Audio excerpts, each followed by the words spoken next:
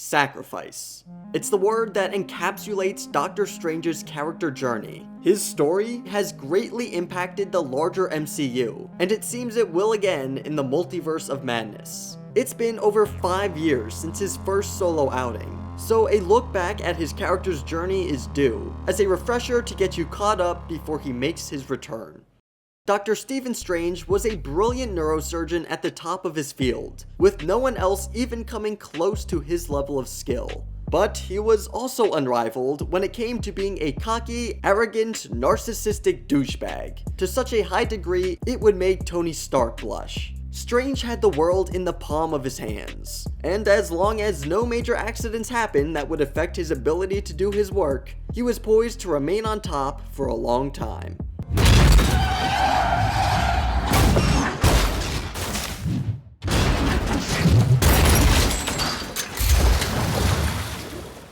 Well, shit.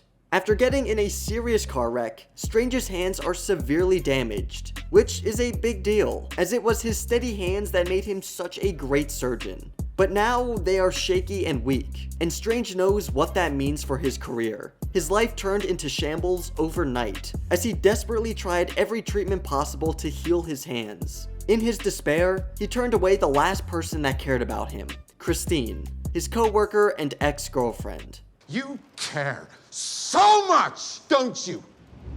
Goodbye, Stephen. With nothing left, Strange pursues a lead from a man that claims to have healed his paralysis at a place called Cumberbatch. It is here that Strange meets the Ancient One, who shows him the possibilities of their teachings. Once Strange gets started, he excels at a rapid pace, but still carries with him some of the arrogance that got him in this position in the first place. He breaks rules, he disobeys, he challenges leadership. Once in this room, you told me to open my eye. Now I'm being told to blindly accept rules that make no sense. Yet behind that wall of arrogance, we begin to see a new man starting to form. After tampering with the Eye of Agamotto, aka the Time Stone, bad guy Caecilius and his followers attack the sorcerers and their sanctums. In the fight that ensues, Strange is stabbed, and he portals himself to the hospital he used to work at, where Christine saves his life. It is here where we first see how far Strange has come as a person since the accident. He apologizes for his past behavior, and seems to have genuinely changed for the better. Christine, I am so sorry.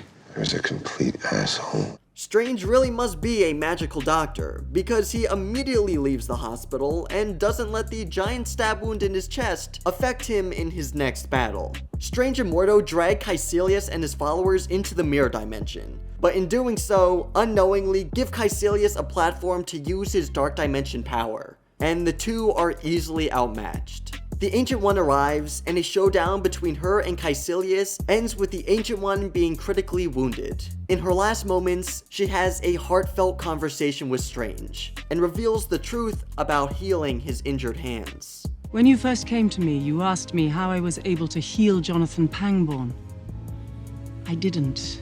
He channels dimensional energy directly into his own body. He uses magic to walk. Constantly. Strange has reached the most crucial part of his journey. He has a choice to make. Use his powers for his own benefit to heal his hands and return to his old life, or accept the new opportunity he has been given, and open a new chapter that will benefit the lives of many. You said that losing my hands didn't have to be the end, that it could be a beginning. And so, Dr. Stephen Strange makes his first big sacrifice, sacrificing his hands and old life to become a new version of himself who helps others. And it's this moment where he goes from a doctor to the Sorcerer Supreme, and we see the true Doctor Strange for the first time. He and Mordo go to confront Caecilius, but even with the power of the Time Stone, they are outmatched. Dormammu, a giant being that resides in a place called the Dark Dimension, closes in on conquering the Earth. There seems to be no escaping this fate. But Strange has one last Hail Mary. He meets with Dormammu and channels his best Sunday flea market skills. I've come to bargain. And this is his second sacrifice, and most selfless so far, as he traps himself inside an infinite time loop with Dormammu, This means suffering death over and over and over, endlessly with no escape. The amount of time he was in this loop is unknown and highly debated, but it could be anywhere from a day to thousands of years. His gambit works, and eventually Dormammu gives in, agreeing to leave the Earth alone for good and take his zealots with him. Strange then returns to the New York Sanctum to protect it, as he begins to assume the role of Sorcerer Supreme.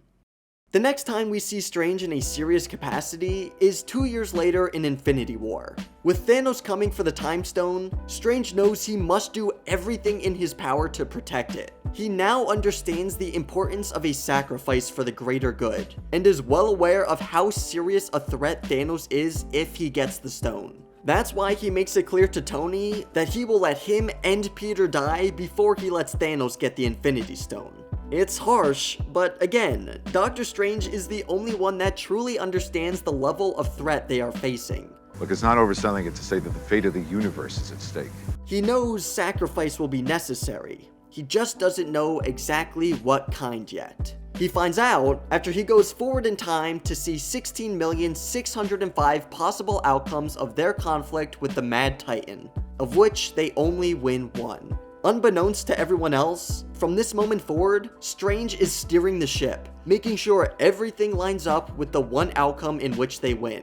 At the end of a long battle, he surrenders the Time Stone over to Thanos, seemingly betraying what he told Tony earlier. But of course, Strange knows exactly what he is doing. And he hasn't just made one sacrifice in doing this. He made a sacrifice on the behalf of every living creature in the universe. He knows that he must die, his friends must die, and that half the universe must die to ultimately secure the victory in the end. There was no other way. Strange's next chapter comes in Spider-Man No Way Home, except this time, he's not going to be the one making the sacrifice. After his memory spell to make the world forget Peter Parker is Spider-Man goes wrong, bringing in people from other universes who know Peter Parker is Spider-Man, Strange wastes no time creating a device to send them back to their universes. He doesn't waver when he learns they would be sent back to die, because, as we've established, Strange understands the consequences of the universe, and will do whatever it takes to protect the people of Earth and their reality, even if he still makes stupid decisions, like casting this spell in the first place. That's why, at the end of the movie, when the spell is breaking apart and Peter suggests making everyone forget who Peter Parker is, Strange knows he is right.